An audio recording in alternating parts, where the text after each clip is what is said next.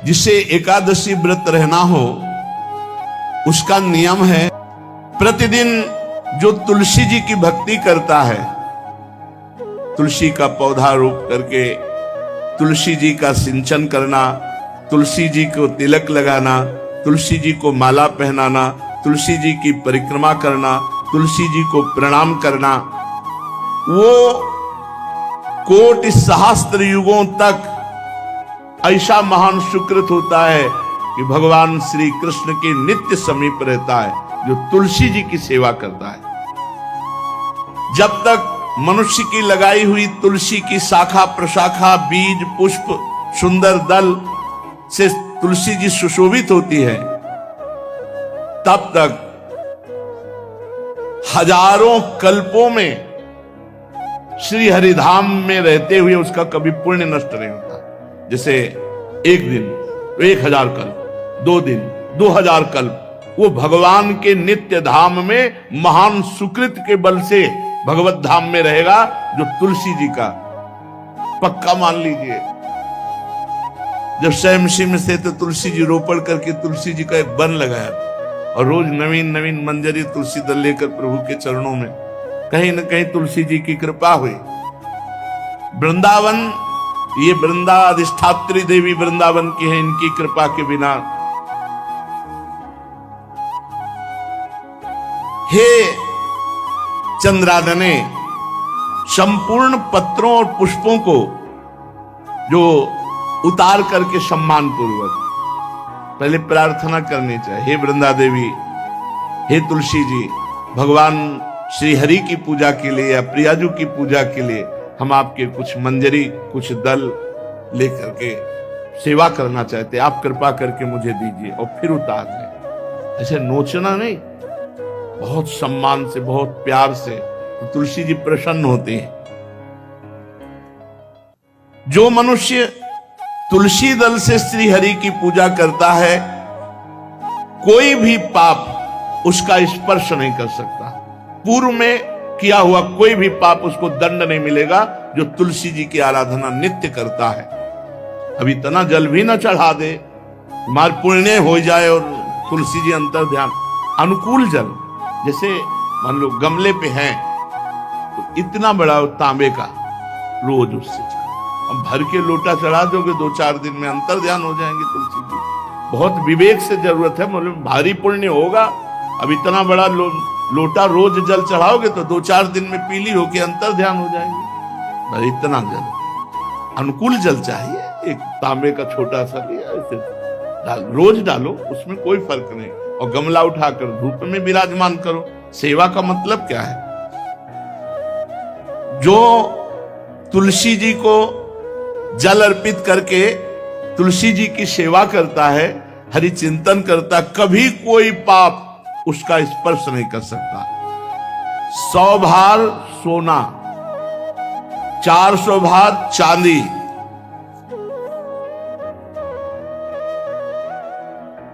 का जो दान करने का फल होता है, वो एक तुलसी दल उतार, जो अपने द्वारा लगाई हुई तुलसी दल, वो हरि के चरणों में अर्पित करो। ये 100 भार सोना और चांदी बराबरी नहीं हो सकती। कितना महत्व है। जो रोज तुलसी दल चयन कर, द्वादशी को न चयन करे, द्वादशी को मतलब बहुत बड़ा अपराध लगता है तुलसी दल का, इस मतलब तुलसी के वृक्ष का भी स्पर्श न करे।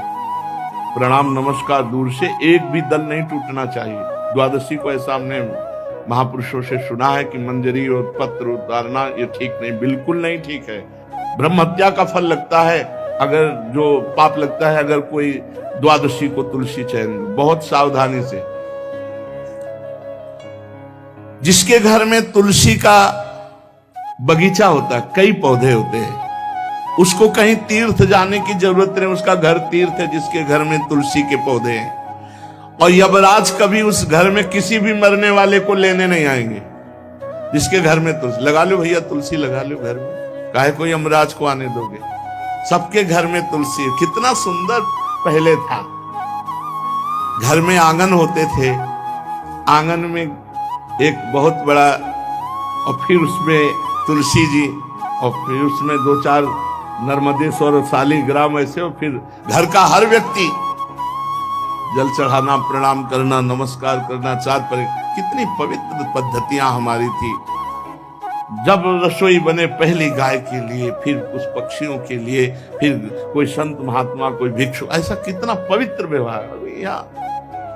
यहाँ जैसे हमने देखा है, ये रसोई बन रही ना, तो धुआं नहीं खत्म होने पाता, वो ही सब अपवित्र किए हुए हैं, राक्षसी बुद्धि आती चली जा रही। तुलसी जी, ये भागवती को वस्तुएं, हमें लगता है बालकनी तो होती ही, बढ़िया बालकनी में कैसा उठाने धरने वाला स्टैंड लोहे का रखो कि तुलसी जी को विराजमान कर दो। जिसके घर में तुलसी जी विराजमान होती, उसके घर में यमराज कभी नहीं जाते। जो तुलसी जी का सेवन करता है, उसकी सारी कामनाएं तुलसी जी पूर्ण कर देती है। तुलसी जी को लगाना, तुलसी जी का पालन करना, तुलसी जी को सिंचन करना, तुलसी जी का दर्शन करना, तुलसी जी का स्पर्श करना, मनुष्य के द्वारा जो मन, वाणी और शरीर से पाप हो गए, सबको तुलसी महारानी क्षमा कर देती है, दग्ध कर देती है। पुष्कर आदि तीर्थ, गंगा आदि परम पावन नदियां, ये सब जो स्नान आदि, अवगाहन आदि करने का फल देते हैं, वो केवल तुलसी जी घर में विराजमान है, उसको फल मिल जाएगा। कितने बढ़िया। जो तुलसी जी की नवीन मंजरी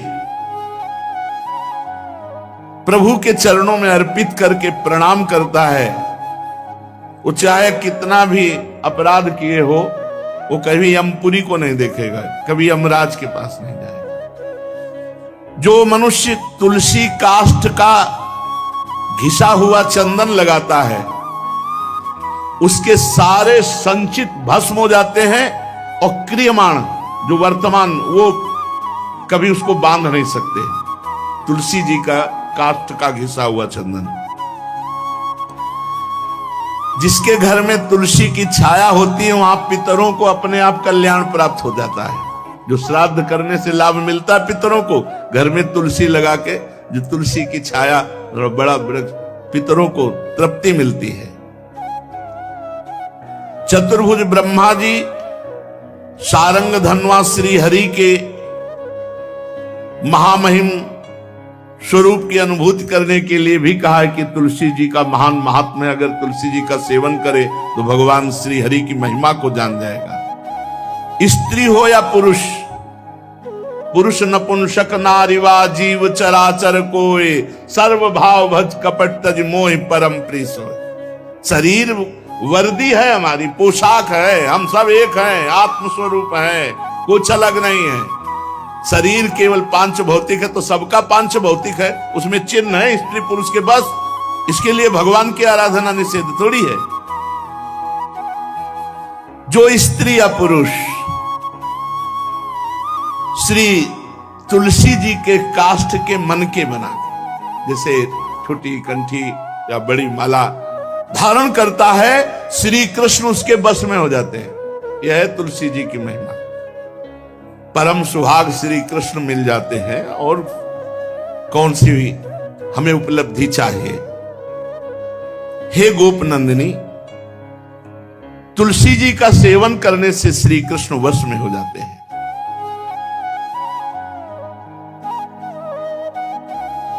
जो तुलसी की माला से नाम जप करता है, काउंटर वाली बात तो स्मृति के लिए भाई है, हम निषेध नहीं करते, नहीं बहुतों के भजन बंद हो जाएंगे, पर हम इतनी महिमा जरूर बता देते हैं कि तुलसी माला से जो नाम जप किया जाता है, उससे आध्यात्मिक सिद्धि बहुत जल्दी होती है।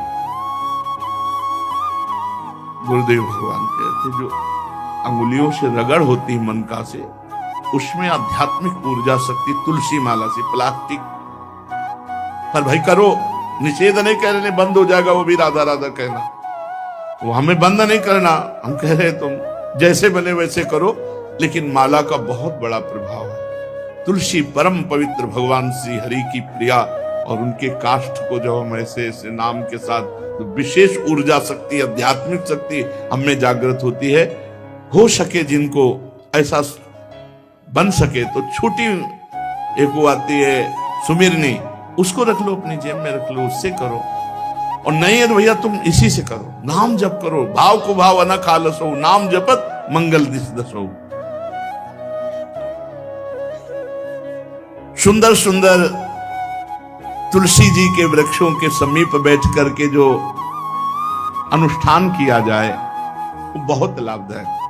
श्रीमद् भागवत का, गोपाल सहस्त्र नाम का कोई भी पाठ तुलसी जी के समीप विराजमान करके किया जाए, आचार्य को बुला करके तुलसी पूजन करना चाहिए, विविध प्रकार के अनुष्ठान। अरे तभी तो सब मंगल होता है। पहले था, ने देखा है, 4 बजे माताजी दरवाजे के सामने लीपती, रोज का काम। जो पुराने घरों में देहरी के आगे आके 4 बजे लीप करके वहां अपना चौक पूर के दीपक जला, क्या पवित्रताएं थी, क्या मंगल था। जब किसी को निमंत्रण दिया जाता था सबके पैर धोए जाते थे, सुंदर बिछौना बिछा करके और उसमें बैठकर पत्तल और रज के सकोरा कुल्हड़ ऐसे भोजन पाया। कितना पवित्रता, जो हमारी पूर्व पवित्रता थी, धोती कुर्ता चोटी, पवित्रता। अगर बाहर जाए तो पजामा कुर्ता, ऐसे बहुत पवित्र पोशाकें थी, पवित्र आचरण थे, पवित्र खान पान था। घर में जाओ तो एक पवित्रता है। किसी भी घर में ऐसा नहीं था कि देव मूर्ति न विराजमान हो, किसी भी घर में ऐसा नहीं था तुलसी जी विराजमान न हो, 1-2 गाय जरूर होती, पवित्रता। अब तो बड़ा विचित्र, भारतीय गौएं जो श्वेत रंग की, जो अरुण रंग की, जो सींग वाली है, वो उनका आप दुग्ध देखिए, दूह कर रख दीजिए, स्वर्णिम कांति छाई मिलेगी। ये हमारी भारतीय पद्धति, ये हविष्यान्न, इससे देवताओं का, भगवान का, सबका अभिषेक पूजन होता है। शुद्ध गाय जो हमारी भारतीय है, तीला है उसकी जैसे निकला हुआ, वो भगवान ने सेवा की है। हमारे गोविंद भगवान का नाम ही गोविंद, गौओं के इंद्र। भगवान सुबह से निकल जाते थे, शाम तक गौओं को चराते थे। बड़ा तो किशोरी जी ने श्री तुलसी जी के पूजन की बात, भगवान गोपियों से वादा किए थे कि अब तुम्हें अगली पूर्णिमा को रास, अब रास बिना रासेश्वरी के नहीं हो सकता, लिखा हो चाहे ना लिखा हो। कोई भी विद्वान, कोई भी प्रवक्ता इस बात को बतावे, कहते हैं भागवत में राधा नाम नहीं लिखा है, भागवत राधामय ही है। सांद्रानंद घन प्रेम मूर्ति किशोरी, बिना लाडली जू के कोई रास बता दे कहीं भी, कभी भी, कैसा भी, महारानी जू के बिना रासेश्वरी के रास हो ही नहीं सकता, लिखा हो चाहे ना लिखा हो। क्यों नहीं लिखा? याते श्री सुख प्रगट कियो नहीं, जहां बोले राधा तो समाधि लग जाती हो, यहां 7 दिन में तक्षक काटना है। श्री सुखदेव जी ने महारानी जी का नाम, हरिराम व्यास जी कह रहे, याते श्री सुख प्रगट कियो नहीं, जानि सार को सार परम धन, राधा नाम आधार। वैसे तो रोज संकेत वन में, पीछे हमने चर्चा की थी, प्रेम सरोवर में प्रियालाल मिलते थे, नंदगांव वर्षा। आज लालू ने एक नई लीला रची, गोप देवी लीला है। श्री लालजू महाराज प्रियाजू को रास के लिए उन्होंने सोचा एक बार छलिया रूप रख करके महल में प्रवेश करते हैं, देखते हैं लाडली जू पहचानती है कि नहीं, और कितना प्यार लाडली जू करती है। महाराज तो जो रूप धारण करें तो सभी सुंदर हैं, तो सुंदरता के समुद्र हैं। जब नकबेसर धारण करते ना,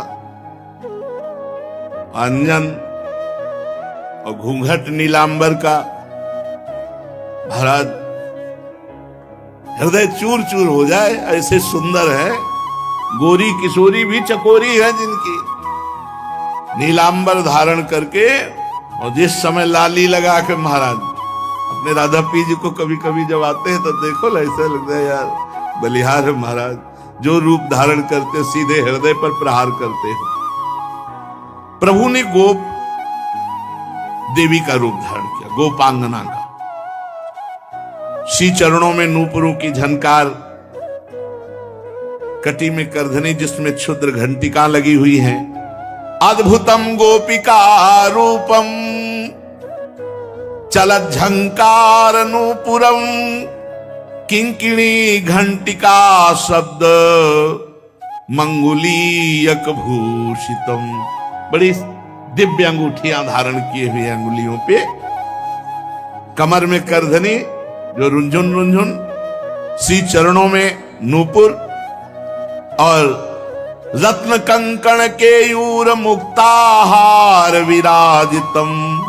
कलाइयों में रत्न जटित कंगन, बीच बीच में चूड़ियां, कंगन ऐसे, बाजूबंद, कंठा, मोतियों के हार और शीश फूल, केशपास, बेणी रचना, नासिका में मोती की बुलाक, बेशर और अलकावली, घुंघराली अलकावली, श्याम वर्ण के केश। ऐसा रूप धारण किया जो देखे मुग्ध हो जाए। श्याम सुंदर को वृषभानु भवन की तरफ चले। खाई और परकोटों से युक्त वृषभानु भवन 4 दरवाजों से सुशोभित, प्रत्येक द्वार पर काजल के समान वर्ण वाले गजराज झूम रहे। राजभवन की बड़ी मनोहरता है। उस मंडप प्रांगण में वायु के समान वेग वाले घोड़ों से अंगरक्षक, महल की रक्षा करने वाले चारों तरफ दौड़ रहे वृषभानु भवन में। और बड़ी ही सुंदर सुंदर गौएं, धर्म धुरंधर बलवान सांड रमा रहे। बहुत से गोपाल बंशी वेद धारण किए हुए उनको संभाल रहे हैं। वृषभानु जी का भवन क्या है, ऐसा लगता है कि विश्वकर्मा ने पूरी कला कौशल लगा दी। और महारानी जी के लिए भवन के अंदर ही बगीचा, झरना, सरोवर, सब कोटि कोटि सूर्य के समान कांति वाली सुंदर सुंदर मणियां खंभों में जटित हैं, जिससे प्रकाश फैल रहा है। रत्न मंडित आंगन, बहुत से रत्न स्वरूप भूमि पे जटित है। और वहां वीणा, ताल, मृदंग आदि बाजे बजाती हुई बहुत सी मनोहर सखियां फूल छड़ी लिए हुए दरवाजे पर खड़ी हैं, संगीत बज रहा है। उस अंतापुर में दिव्य विशाल उपवन की छटा छटक रही। भीतर ही अनार, कंद, मंदार, नींबू तथा अन्य ऊंचे ऊंचे वृक्ष लहला रहे। केतकी, मालती, माधवी लताएं बड़ी सुंदर वृक्षों का आलिंगन किए हुए श्री राधा निकुंज महल के अंदर ही कल्प वृक्ष के फूलों की सुगंध से भौरे मत वाले हो रहे हैं। शीतल मंद सुगंध वायु चल रही है। कहीं सहस्त्र दल कमलों के पराग को बारंबार वायु बिखेर रही है। निकुंज शिखरों पर बैठे हुए मोर कभी नाचते हैं, कभी कूक रहे हैं, कहीं कोकिला, कहीं सारस, कहीं सुख। और फूलों के सहस्त्र सहस्त्र सैयाएं जगह जगह, कभी लाडली जो इधर से निकले किसी में भी विराजमान हो जाएं। मेघ मंदिर में सैकड़ों फुहारे छूट रहे। बाल सूर्य के समान कांतिमान कुंडल तथा विचित्र वर्ण वाले वस्त्र धारण किए हुए करोड़ों बलवान महल के आसपास श्री लाडली जी के और श्री स्वामिनी जी की परिचर्या में सब सुसज्जित सखियां केसरिया रंग के सूक्ष्म वस्त्रों को सजाकर पर्दा बनाया गया है। जलज पुष्प, थलज पुष्प जगह जगह पल्लव बिखेरे गए हैं और घुटनों तक पुष्पों का पराग महारानी जो चलेंगे। राजभवन में ऐसा मालती मकरंदों के फव्वारे, मालती मकरंदों के, मालती के सुंदर मकरंद के पराग के सुगंध से युक्त ऐसे फव्वारे चल रहे हैं। ऐसे आंगन, करोड़ों चंद्रमाओं की कांतिमती कोमलांगी सहचरियां, करोड़ों चंद्रमाओं की कांति धीरे धीरे वहां सब निरीक्षण परीक्षण